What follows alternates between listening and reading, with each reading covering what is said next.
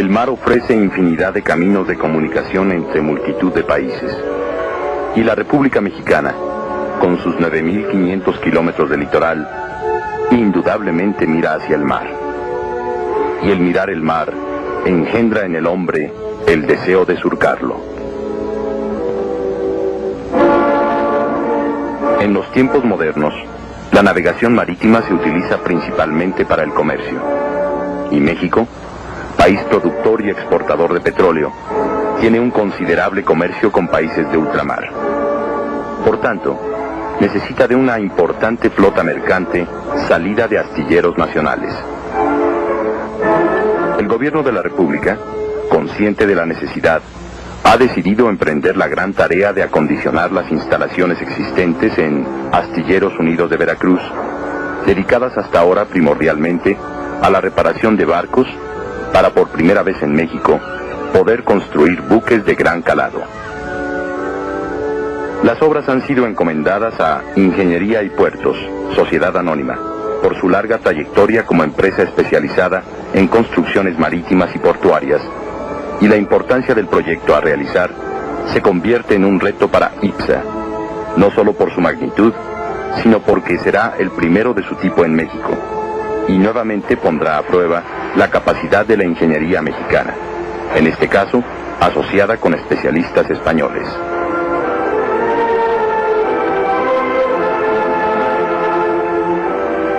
Los programas previstos por Astilleros Unidos de Veracruz son de lo más rigurosos y establecen que la obra completa deberá realizarse en 17 meses.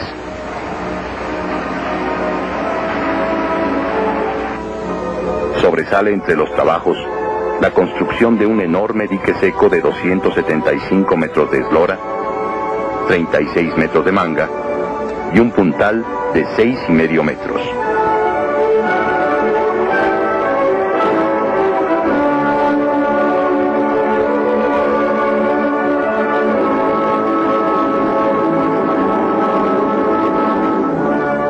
De entre los diferentes tipos de diques experimentados en diversas partes del mundo, se escogió el sistema de dique seco de gravedad con muelle de alistamiento que funciona de la siguiente manera. En un extremo del dique se construye la popa del primer barco y cuando está ya avanzada se traslada mecánicamente al centro del dique donde se construirá el casco. Simultáneamente se empieza una segunda popa. Cuando el primer casco está en condiciones de flotar, se retira la compuerta principal del dique, permitiendo el paso del agua, y ya flotando, se hace pasar el casco al muelle de alistamiento, en donde se darán los toques finales para terminar el buque.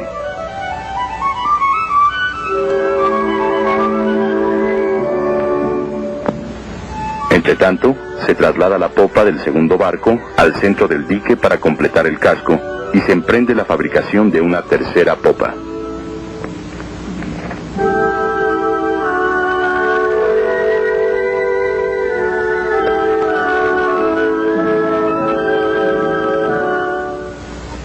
El primer paso consiste en, mediante la construcción de una taguía, ganarle al mar el terreno necesario para el desarrollo de la obra.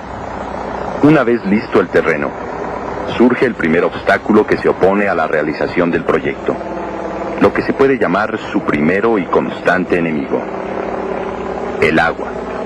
En efecto, ¿cómo hacer una excavación de tal magnitud al borde mismo del mar?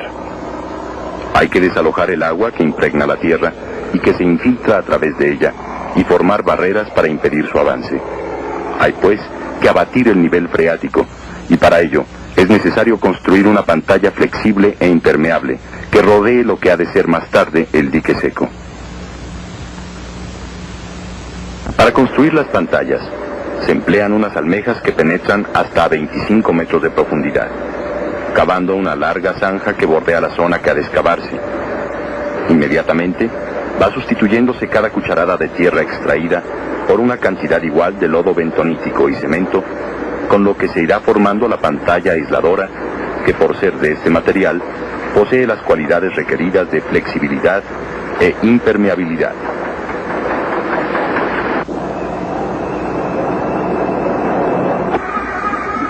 Una vez terminada la pantalla, se excavan los pozos que servirán para abatir el nivel freático y se introducen en ellos bombas de hasta 100 litros por segundo de capacidad.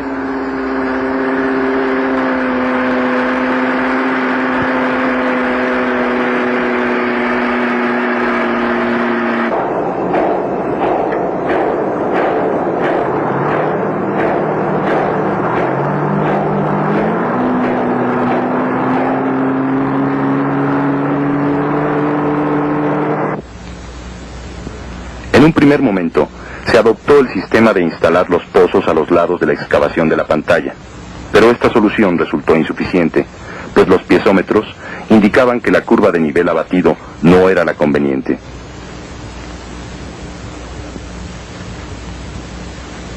Hubo entonces que recurrir a la instalación de pozos intermedios, sistema que dio como resultado una curva favorable para realizar la excavación en un terreno, si no completamente seco, al menos no inundado.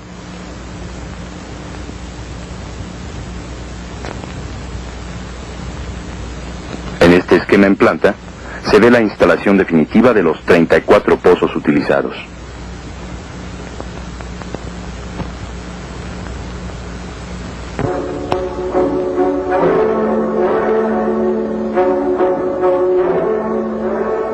Se arrancan las bombas y empieza un trabajo que implica una verdadera lucha. La lucha contra el asedio del agua. Día y noche se bombea. Día y noche se trabaja sin interrupción. Hay que tener en cuenta que se va a excavar hasta a 12 metros bajo el nivel del mar. Desde este momento, gran parte de la obra depende del bombeo. Por eso es fundamental en esta enorme empresa la perfecta coordinación de todos los trabajos, así como la unánime voluntad de llevarla a cabo con éxito. El flujo continuo que mantienen las bombas en actividad equivale al doble del utilizado para el abastecimiento de agua potable de la ciudad de Veracruz. Y para evitar una falla en el sistema de energía que establece esta continuidad, se cuenta como reserva con plantas eléctricas de encendido automático.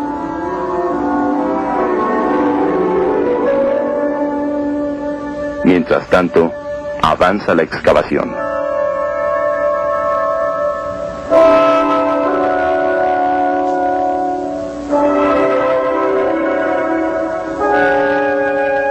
Se utilizan para este trabajo, junto con otras máquinas, modernas retroexcavadoras, que se enfrentan con el gigantesco reto.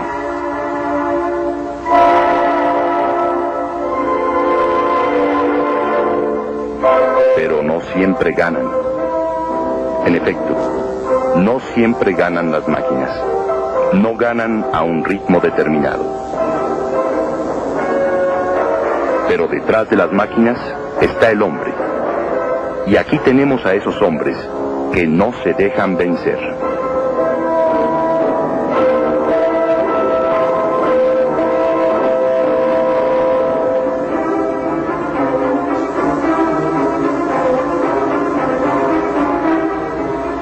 Por medio de los piezómetros, se observa el nivel freático y cuando se requiere, se intensifica el bombeo, controlándose de esta forma las fuerzas de supresión del agua sobre el terreno. No olvidemos que esta obra portuaria es la primera experiencia de tal magnitud para la ingeniería mexicana, que se enfrenta por primera vez con las dificultades naturales que se le oponen. Sin embargo, los trabajos avanzan conforme al proyecto. Es más, en varios momentos se llega a ganar tiempo a los duros programas establecidos.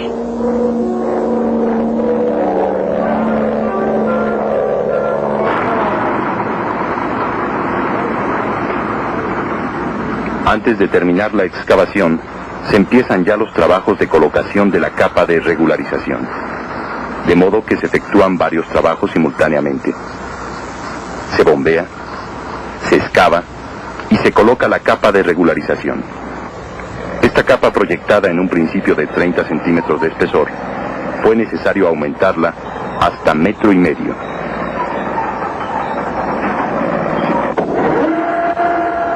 Se inician los colados y para acelerar estos se emplean bombas especialmente diseñadas que avientan el concreto semejando largos cordones umbilicales.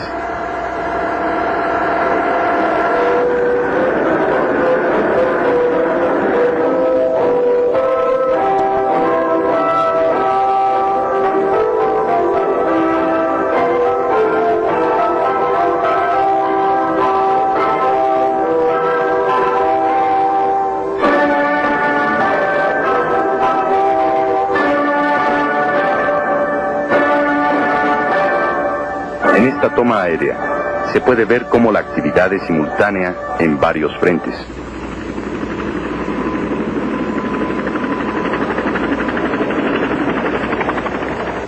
En este momento se presenta un nuevo problema. El subsuelo no es de una consistencia uniforme, pues ciertas partes son formaciones de coral de enorme dureza y otras son suaves arenas. Hay que compensar las partes blandas apoyando pilotes en la capa rígida del subsuelo.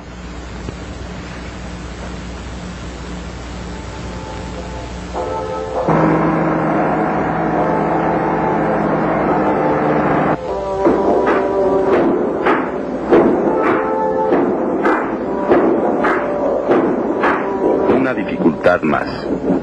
La cantidad de concreto necesaria para esta obra es tal que ninguna planta local de este material cuenta con capacidad de producción suficiente para abastecerla. Hubo pues que explotar un banco de piedra localizado a 50 kilómetros de la obra e instalar una planta de agregados propia. Las piedras, una vez trituradas, rítmicamente van a las cribas en donde se ordenan y clasifican.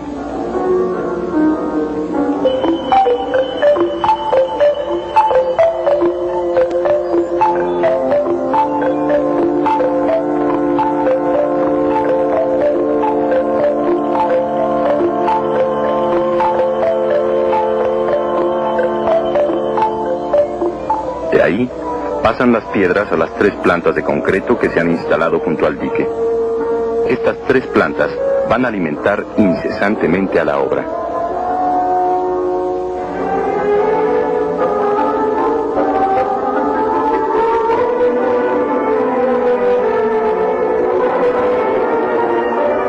Hay que tener en cuenta que al retirar en la excavación un enorme volumen de tierra como este, las fuerzas de supresión tienden a levantar el terreno, por lo que es necesario sustituir el peso del material extraído por otro equivalente, en este caso, el dique en sí.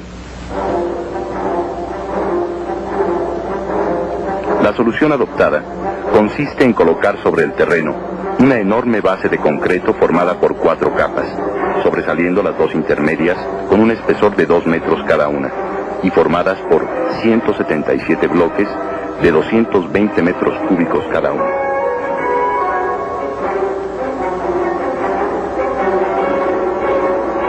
Las ollas de concreto van proveyendo el material para el colado. 55 viajes por cada bloque.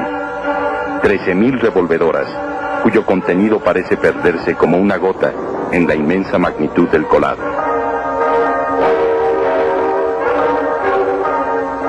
El volumen total del colado en toda la obra es de 70.000 metros cúbicos y equivale a 3 veces el utilizado en la construcción del Estadio Azteca. Hasta este momento, el estricto programa establecido por Astilleros Unidos de Veracruz ha sido cumplido puntualmente.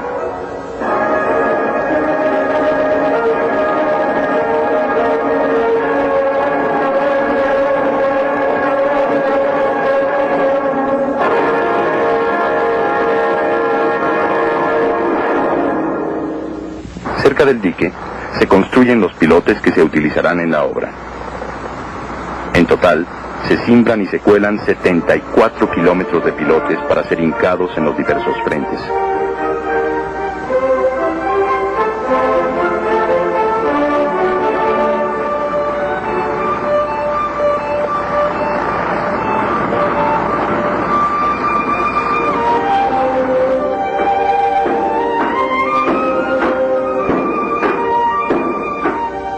En el lugar en donde se edificarán los talleres, el suelo requiere muchas veces del empalme de 2 tramos para llegar a la zona firme.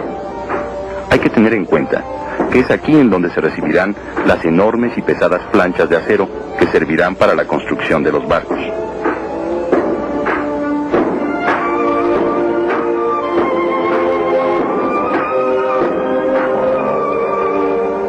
Una vez salvado el escollo de la cimentación, rápidamente los talleres toman su forma definitiva.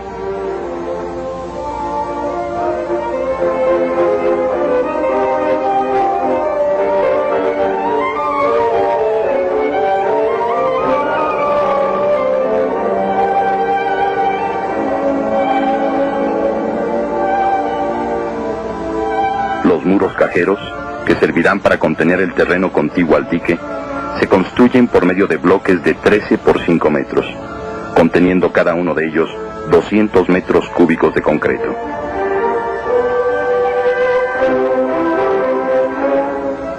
Estos bloques se construyen en dos partes del dique simultáneamente, y una vez fraguado el concreto, la cimbra se corre para colar el bloque inmediato. De esta manera, los trabajos avanzan con celeridad.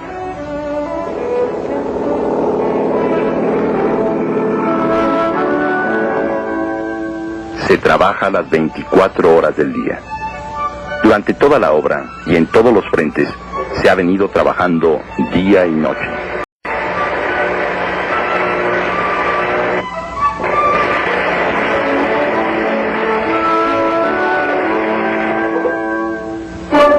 Ya con los muros cajeros, la obra empieza a tomar su apariencia definitiva.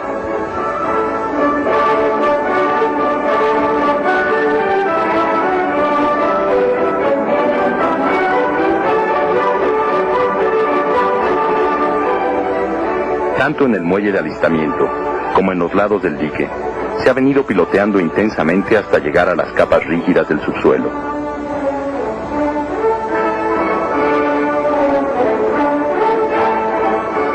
Aquí se hincan los pilotes inclinados para aumentar su poder de carga.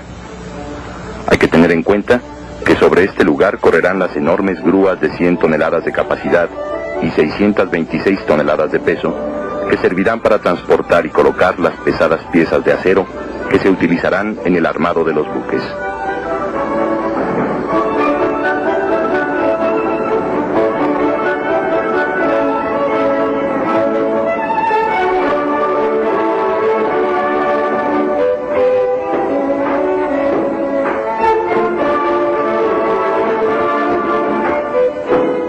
El momento de probar el trabajo realizado llega cuando se ponen en marcha las bombas que inundarán el dique.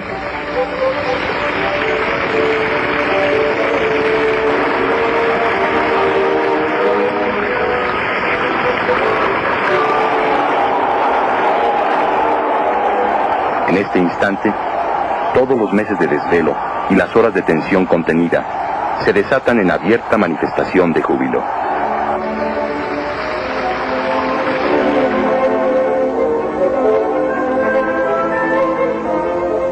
Una vez lleno de agua el dique, se traslada a la compuerta principal que se ha venido construyendo en el interior y que será la que detendrá o permitirá el paso del agua en el momento en que se requiera.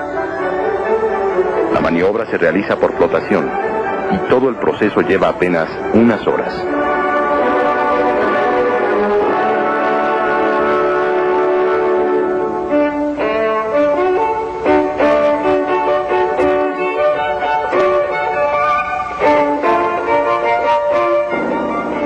Con la realización de esta obra, México, a través de Astilleros Unidos de Veracruz, pone en marcha la construcción naval pesada como una nueva realidad industrial. Esto permitirá a nuestro vital comercio exterior desarrollarse accediendo a un transporte independiente y propio, capaz de crecer a su requerimiento. El día 30 de agosto de 1982 se inaugura la obra al iniciarse la colocación de la popa de lo que será el primer buque tanque construido en astilleros mexicanos.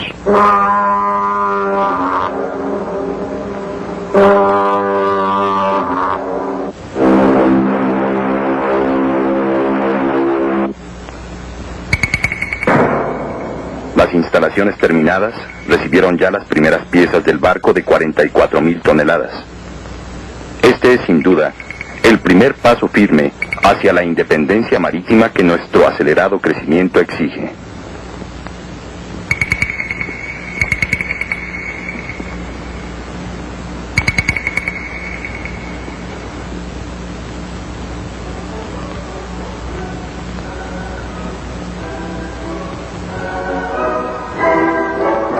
Este es el equipo humano que, trabajando por primera vez en este tipo de empresas, ha logrado ajustarse a los planes previstos.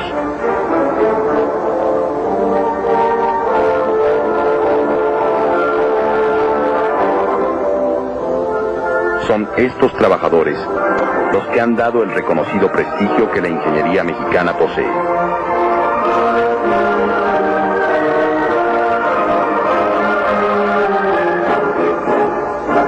En todo momento mostraron su capacidad.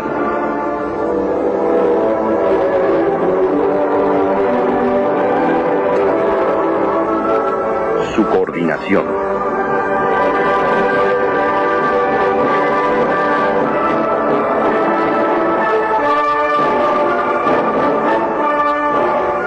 Su entrega al trabajo.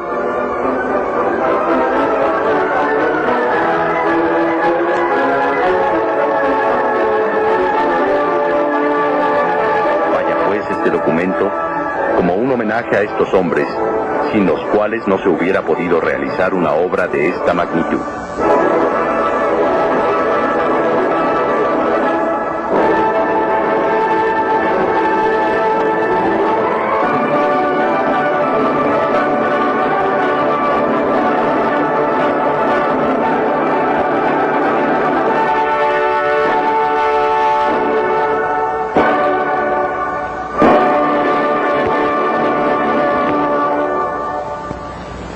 Con su calificada mano de obra,